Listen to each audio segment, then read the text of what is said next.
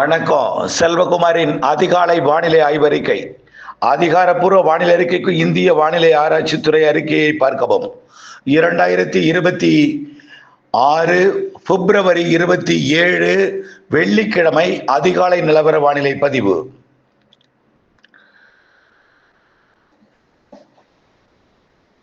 அதிகாரப்பூர்வ வானிலை அறிக்கைக்கு இந்திய வானிலை ஆராய்ச்சித்துறை அறிக்கையை பார்க்கவும். வானிலை அமைப்பு: உயரழுத்தம் வங்கக்கடலிலே முழுமையாக ஆக்கிரமிக்க தொடங்கி இருக்கிறது. புதிய நிகழ்வு தென்சீன கடல் வழியாக தாய்லாந்து வளைகுடா வழியாக சுமத்ரா தீவை நோக்கி நகர்ந்து கொண்டிருக்கிறது. மேலும் ஒன்று பிலிப்பைன்ஸ் அருகே பசிபிக் பெருங்கடலில் நீடித்துக் கொண்டிருக்கிறது. அடுத்தடுத்த 2 நிகழ்வுகள் 8ஆம் தேதிக்கு மேல் 20ஆம் தேதிக்குள் தலா 2-3 நாட்கள் மழை வானிலையை ஏற்படுத்துவதற்கு சாதகம் இருக்கு. முதல் நிகழ்வு 8லிருந்து 15 என்று சொல்லியிருக்கிறோம். ஆனால் அது 2வது நிகழ்வோடு சேர்ந்து கூட வரலாம். அது எல்லாமே ஆய்வில் இருக்கு.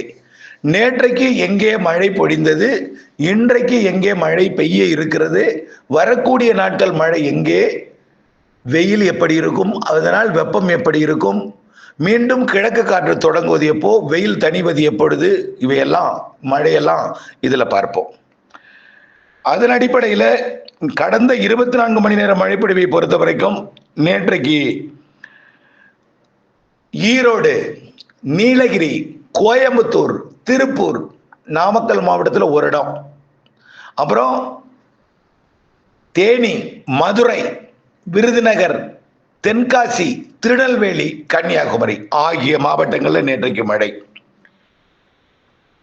நல்ல மழை பல இடங்களில் பொழிந்திருக்கிறது. நேற்றும் 5 சென்டிமீட்டருக்கு மேல மழை பொழிந்த இடங்கள்லாம் உண்டு.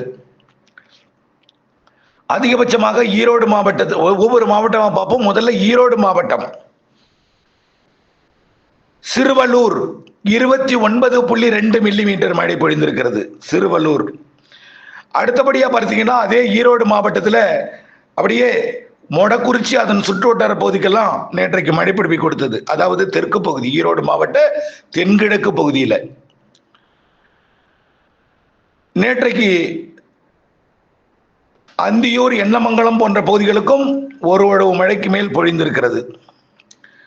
மொடக்குறிச்சி 18 மில்லிமீட்டர். அதே போல மொளாசி, அதாவது ஈரோடு மாவட்டம் மொடக்குறிச்சிக்கு கிழக்கு நாமக்கல் மாவட்டம் ஈரோடு மாவட்ட காவிரி கரையோரத்தை ஒட்டிய பகுதி, அது மொடக்குறிச்சிக்கு நேர் வடகிழக்கே. மொலாசி 21 மில்லிமீட்டர், மொடக்குறிச்சி 18 மில்லிமீட்டர். மேலும் நத்தக்காடையூர் 58 மில்லிமீட்டர், 6 சென்டிமீட்டருங்க. குட்டப்பாளையம் 34.4 மில்லிமீட்டர். இவையெல்லாம் ஈரோடு மாவட்டம் தெற்கு, அதாவது திருப்பூர் மாவட்டம் ஈரோடு மாவட்ட எல்லை பகுதி.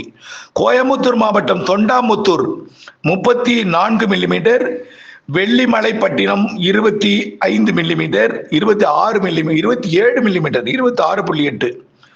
போலுவப்பட்டி 32 மில்லிமீட்டர், கோயம்புத்தூர் மாவட்டம். இதெல்லாம் பெரிய போது 38 மில்லிமீட்டர். பாருங்க, 4 சென்டிமீட்டர் வரைக்கும் மழை பெஞ்சிருக்கு கோயம்புத்தூர் மாவட்டம் சில இடத்துல. மேலும் குட்டப்பாளையம் ஈரோடு மாவட்டம், திருப்பூர் மாவட்டம் வடக்கு ஓரம், ஈரோடு எல்லை ஓரம்லாம் மழை. அடுத்தது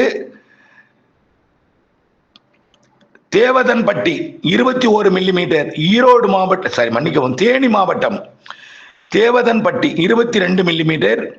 மேலும் சிவகாசி அருகில் இருக்கக்கூடிய பகுதிகள், அதாவது விருதுநகர் மாவட்ட பகுதிகளிலையும் மழை பொழிந்திருக்கிறது. அது ஒண்டி புலி நாயக்கனூர் 18 மில்லிமீட்டர் மழை பொழிந்திருக்கிறது. அடுத்தபடியாக திருநெல்வேலி மாவட்டம் வடக்கு ஓரம் தடியம்பட்டி, தேவர்குளம் 20 மில்லிமீட்டர், 2 சென்டிமீட்டர் வரைக்கும் மழை பொழிந்திருக்கு. தென்காசி மாவட்டம் Aykudi 49 millimetre, 50 millimetre, 5 centimetre. Tenkasi 23 millimetre. Sengottai 40 millimetre, 4 centimetre. Veerakeralampudur 17 millimetre. Govindaperi 17 millimetre. நிறைய இடங்களில் மழை பொழிந்திருக்கு தென்காசி மாவட்டத்தில். அடுத்தது தடிகாரக்கோணம் கன்னியாகுமரி மாவட்டம் 31 மில்லிமீட்டர் மழை பொழிந்திருக்கிறது. கன்னியாகுமரி மாவட்டத்தில் மேலும் பார்த்தீங்கன்னா பரளியாறு 20 மில்லிமீட்டர் மழை, எல்லாம் 2 சென்டிமீட்டர்ல இருந்து 7 சென்டிமீட்டர் 6 சென்டிமீட்டர் வரைக்கும் மழை.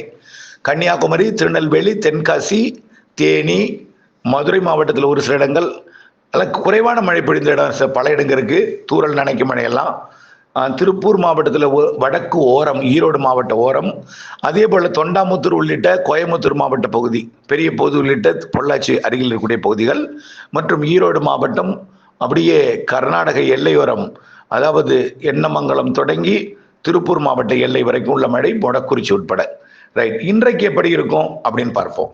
நேற்றைக்கு கிழக்கிலிருந்து வந்த உயரழுத்த காற்று, உயரழுத்த நிகழ்வு சற்று தெற்கு நோக்கி நகர்ந்த காரணத்தினாலே கிழக்கிலிருந்து மேற்கு நோக்கி வர வேண்டிய அந்த குளிர்ந்த காற்று, வெப்பமடைந்து மேலெழுந்து வரக்கூடிய நீராவி கிழக்கிலிருந்து மேற்கு நோக்கி வராமல் கிழக்கிலிருந்து சற்று வடக்கு வடமேற்கு திசை நோக்கி நீலகிரி மாவட்டத்தை நோக்கியும், ஈரோடு மாவட்டம் மற்றும் திருப்பூர் மாவட்ட வடக்கு பகுதியை நோக்கியும், தொண்டாமுத்தூர் உள்ளிட்ட கேரள எல்லையோர பகுதியை நோக்கியும், கர்நாடக பகுதியை நோக்கியும் அனுப்பியது.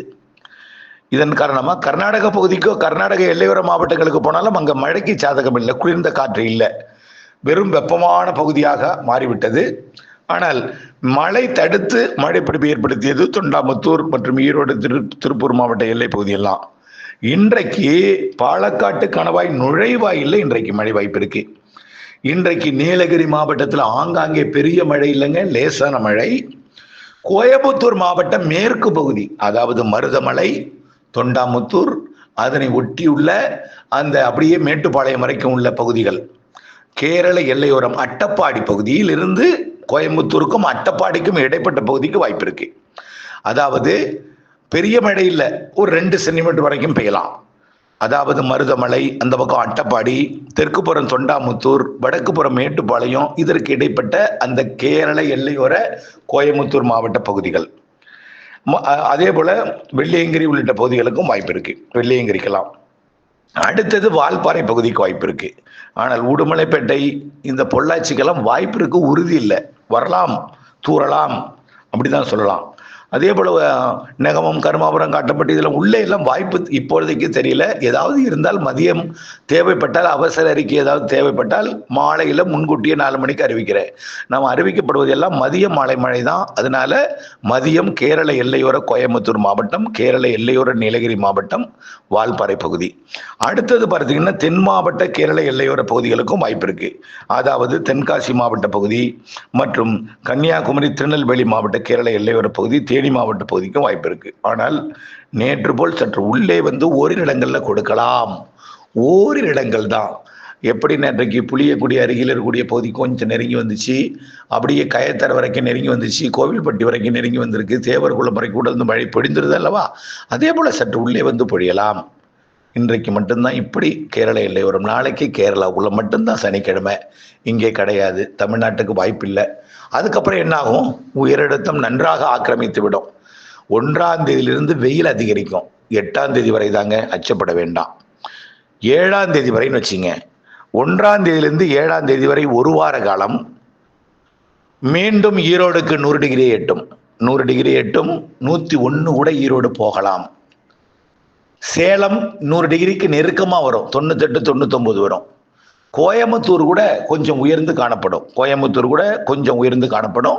பொள்ளாச்சி அதை விட கொஞ்சம் உயர்ந்து காணப்பட வாய்ப்பு இருக்கு ஒரு வாரத்துக்கு, ஒரு வாரம். ஆனா பகல்ல வெயில் இருக்கும், இரவில் அப்படியே குளிர்ந்த வானிலை. உயரழுத்தத்தோட குணம் என்னன்னா 24 மணி நேரம் உயரழுத்தம் சுழண்டு கொண்டே இருக்கும். அது மேலிருந்த அதாவது மேலிருக்கக்கூடிய குளிர்ந்த காற்றை கீழே அழுத்தும், தரை வழி பயணிக்கும், அது பாலக்காட்டு கணவாய் வழியாக வெளியேறும். இரவு நேரத்துல குளிர் காணப்படும், அதிகாலை நேரத்துல குளிர் காணப்படும், நள்ளிரவுக்கு பிறகு குளிர் காணப்படும், அதிகாலை காலை வரைக்கும். கடலோரம் நுழையக்கூடிய குளிர்காற்று மேற்கே வருவது காலை ஆகிவிடும், புரியுதுங்களா? ஆகவே 40 கிலோமீட்டர் 50 கிலோமீட்டர் வருதுன்னா வெப்பம் வந்தாலும் 40 கிலோமீட்டர் வேகத்துல வந்தா டைம் எடுத்துக்கொள்ளும். கடலோரத்திலிருந்து அது வந்து குளிர் வந்தாலும் கடலோரத்திலிருந்து உள்ளே வருவதற்கு டைம் எடுத்துக்கொள்ளும்.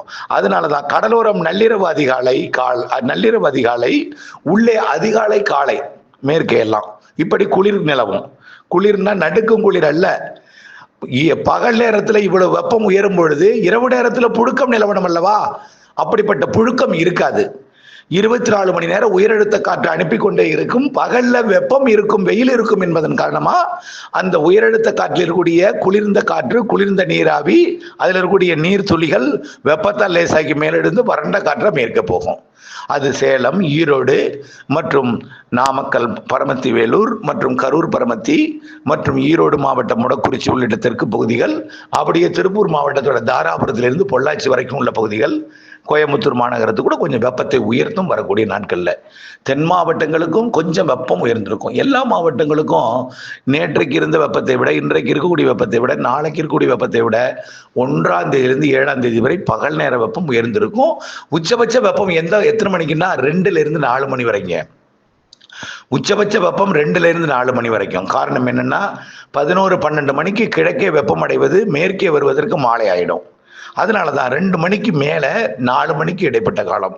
சில இடங்கள்ல 5 மணி வரை கூட கடுமையாக சுட்டரித்து கொண்டிருக்கும். சில இடத்துல வெயில் மேற்கே 4, 5 மணிக்கு தான், 2 மணிக்குல இருந்து 5 மணி வரைக்கும் மேற்கே வெப்பமா இருக்கும்.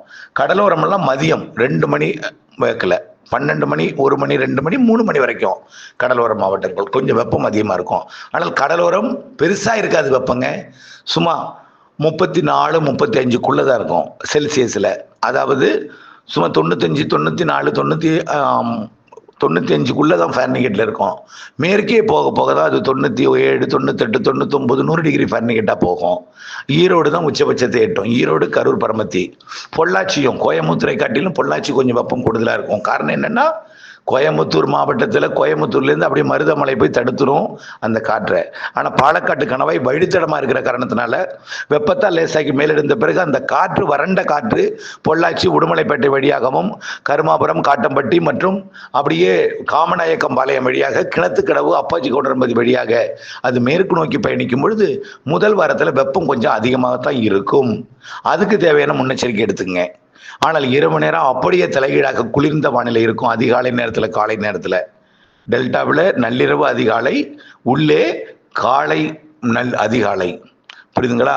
தெற்கே பொதுவாக இப்ப இருக்கிற வெப்பத்தை விட சற்று கூடுதலாக இருக்கும்.